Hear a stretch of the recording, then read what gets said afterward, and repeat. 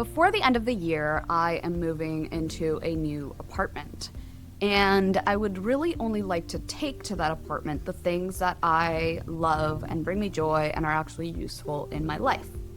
Now, normally, the way I would do a declutter is I would take everything out and go through it all and do this massive haul. But as I've mentioned on this channel before, this year I am recovering from burnout. And so I don't have the pull everything out and just go through it all in one go energy in me right now. So instead, I have been devising a plan for myself to create a slow and gentle and neurodivergent way to declutter that doesn't land me in burnout again. One that actually works for me right now, and one that I'm going to be sharing with you today. If we haven't met yet, my name is Isabel, and on this channel we talk all about embracing your weird in order to build a better brand, business, and life. So let's go.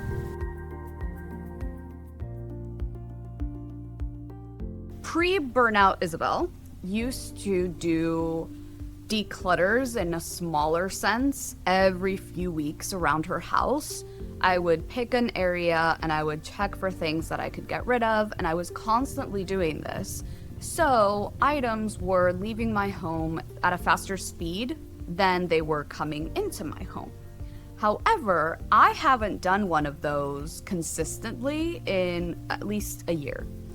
Now, I'm not saying I haven't gotten rid of anything in a year, because that would be a lie. I have gotten rid of some things, but I haven't been actually consistently decluttering. Between burnout, life, getting a new puppy, and a lot of other things, it hasn't been a priority. And that's okay, but it also means that things have piled up. And by piled up, I mean that there are, areas of my house that are disorganized, areas where there's an accumulation of things, and just overall clutter and mess. And I haven't really had the energy to deal with it, but I also don't want to move with all of that into my new space. I want my next home to feel lighter, calmer, and even more peaceful than my current one has felt over the past years that I have lived here. So, what are we going to do about it? The real goal for me is to shed all past versions of myself, all idealized versions of myself, and only take to the next chapter of my life the things that are still relevant to that chapter. Like I said before, in the past I would have loved to just take everything out and then ruthlessly declutter and then put it back and do this kind of home organization show result where it went from the before and after, and it's amazing. But right now for me, that's a one-way ticket to overwhelm and oversaturation, and possibly landing myself in a little bit of burnout again. My energy isn't at the level where I can just push through and keep going on these things. And if I can't finish and therefore have the mess outside, where my energy level is at, that mess is bothering me more than it would if I were at a normal capacity. So it weighs on me more, and that's not helpful either. I'm doing a slow, gentle decluttering. Here's the strategy I've devised that I want to share with you and that I'm thinking of trying out. So first things first, I am keeping a notepad close by at all times. I'm calling this the distraction notepad. And the reason I am calling it the distraction notepad is because I'm sure you've had this happen. I start decluttering a drawer and I find a light bulb, and I remember that I need to change the light bulb of the bathroom. And so I go and change the light bulb of the bathroom, and then I come back to the drawer and I find batteries, and I'm like, oh, do these batteries work or not? Because I could get rid of them. And so I go and find an object that I can test the batteries on, and I can see if they work or they don't work. And if they do work, then I need to figure out where to put the batteries. And if they don't work, and you get the gist. And what ends up happening is I don't actually declutter the drawer because I get sidetracked by all these little side quests that come up. Because my main priority right now is decluttering, not getting all those little side quests done, because I want to declutter before I move, I am going to have a notepad nearby, and in that notepad, I am going to write down any task, project, idea, or thing that comes up during my declutter. So if I had found that light bulb, I'm going to write it down on the notepad and I'm going to say, yeah, I need to change the light bulb in the bathroom and the light bulb is in this drawer. If I find these batteries, I'm going to test the batteries that are in this drawer, so on and so forth. That way I can make sure that my brain isn't going to forget those tasks, which gives me the calm to then keep focused on the task that I'm currently working on. But at the same time, I'm gonna keep focused on the decluttering, which is the actual main goal. Second thing I want to do is I'm going to use a timer. Now, timers work really great for neurodivergent individuals in general. I don't want to generalize because it doesn't necessarily work great for everyone, but in general, I found that it works really great. So I'm going to be setting 10-minute, 15-minute, maybe 20-minute timers depending on my energy levels that day, and I'm going to be doing short, very focused decluttering spurts in that time. I'm also going to be energy matching. Now, what do I mean by energy matching? It means I'm going to be matching the tasks that I have to do to the energy that I have that day. So I have an entire house to declutter. Now, decluttering has a physical exhaustion side, but it also has an emotional exhaustion side. There's things that are easier to declutter than others, and it really depends on who you are. Like for me, books are really hard to declutter, but for someone else, books might be easy, but clothing might be really hard, right? So if I'm on a high energy level day, I'm gonna pick something a little bit harder for me, like for example, my books. But if I'm at a low energy day, I'm gonna pick something that is easier for me, like for example, I don't know, my dog's things. Does that make sense? I hope that makes sense. The next thing I'm gonna try, I'm calling this like the quick sweep method. I don't know if something like this already exists or not, but for days where I truly don't want to do even 10 minutes of decluttering, I'm just gonna pick a drawer or a cabinet or a shelf or something. I'm gonna stand in front of it and I'm gonna ask myself, is there something in here that I can immediately see I can get rid of? If the answer is yes, I will get rid of it. If the answer is no, that's okay.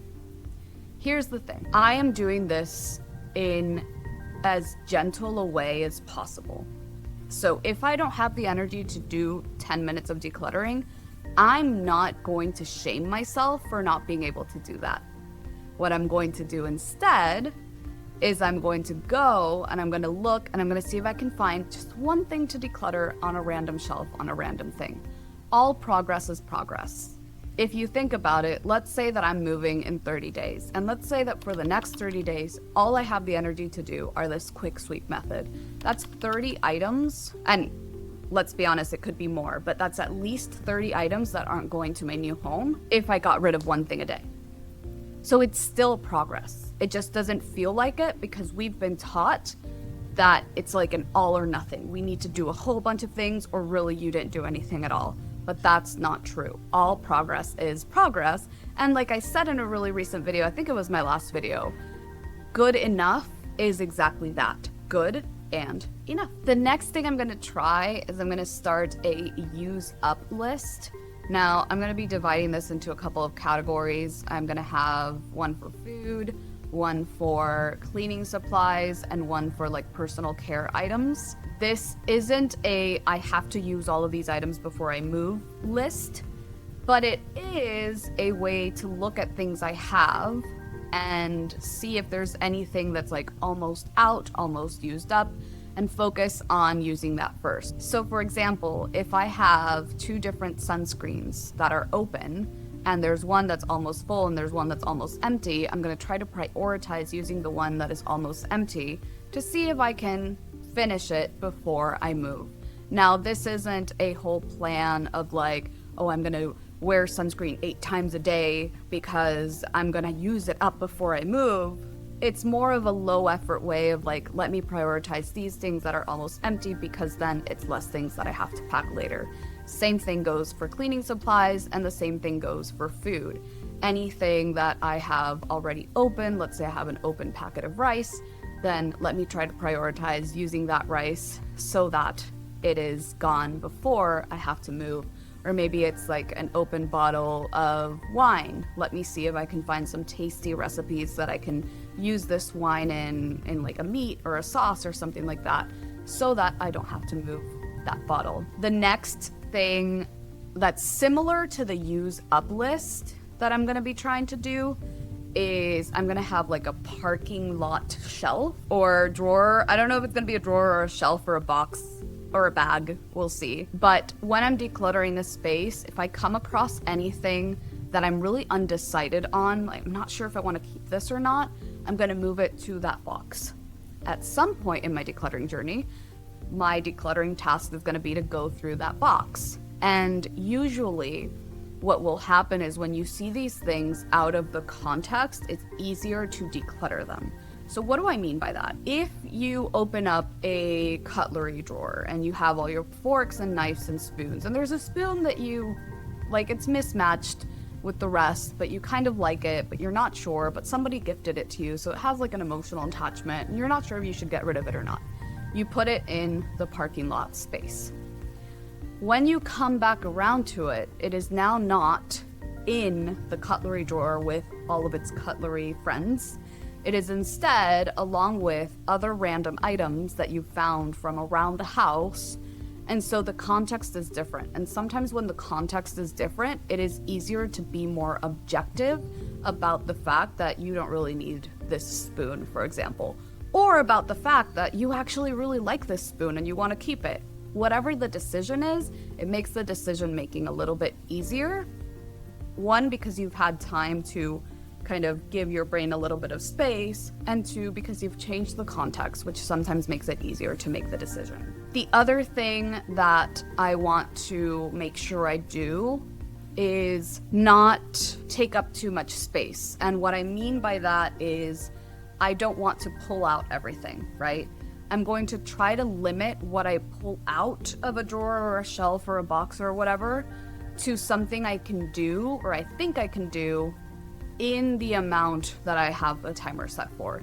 If I have an hour, then I might pull out, a big drawer completely. But if I only have 10 minutes, I'm probably going to try to not pull things out of the drawer and instead see if I can look on top of it and pull things out more like the quick sweep method. The idea being that by the end of the timer, by the end of the allotted time I've set for decluttering, my space isn't messier than it was before, but I have gotten rid of things. I hope that makes sense. Here's the thing, and I'm gonna talk about this more in a future video, but decluttering isn't just physical work, it is also emotional work. Every item can hold a memory of a version of you that you used to be, or a version of you that you wish you were, or a memory of someone, a loved one who gave something to you, or a should, or something, a project that you had, or shame around having spent money on something that you didn't use. There's so many feelings that can come up that when you're already running low on energy, the emotional weight of decluttering can hit harder than the physical part, which is why I want to be very wary of what I'm doing and how I'm doing this. When I'm burnt out and low on spoons, my decision-making battery runs out extremely quick because each decision takes a little bit of that executive functioning that I have to use to make that decision. So if I push myself into a big, intense purge, I'm not just sorting stuff. I'm processing memories. I'm processing emotions. I'm processing beliefs. I'm processing old layers of myself, new versions of myself, things that I wish I did but haven't done. Like, there's so much to unpack there that it can be really, really exhausting to do it. And that is why I'm doing a soft declutter. I'm not here to rip the Band-Aid off and force myself to go all in. I'm not here to create, a YouTube video that, don't get me wrong, I love watching those YouTube videos when people are like, I'm gonna declutter my entire house in 3 days, and they pull everything out. Those are super satisfying to watch. But for a lot of us who are more limited on time, on energy, who maybe have a lot of responsibilities, or who are neurodivergent, or who are recovering from burnout, or who have autoimmune diseases, there's so many things that make it so that that kind of decluttering isn't possible. And I just wanted to make this video to let you know that that's okay, that there is a different way to do it, and you can find the way that works for you and whatever your situation is. This soft declutter for me is about closing this chapter of my life with kindness and also moving into the next chapter of my life with kindness. So that's my plan. Slow, gentle, non-burnout declutter. I hope that you'll join me in this journey to the next chapter of my life. I'm sure I'm going to be talking a lot about decluttering and moving and things like that soon. If there's anything specific you'd like me to talk about, leave it in the comments, because I'm sure I can make a video about it. And if you enjoyed this video, please consider liking and subscribing. I make new ones like this every single Friday. So until then, stay wild, stay weird, and I'll see you in the next one.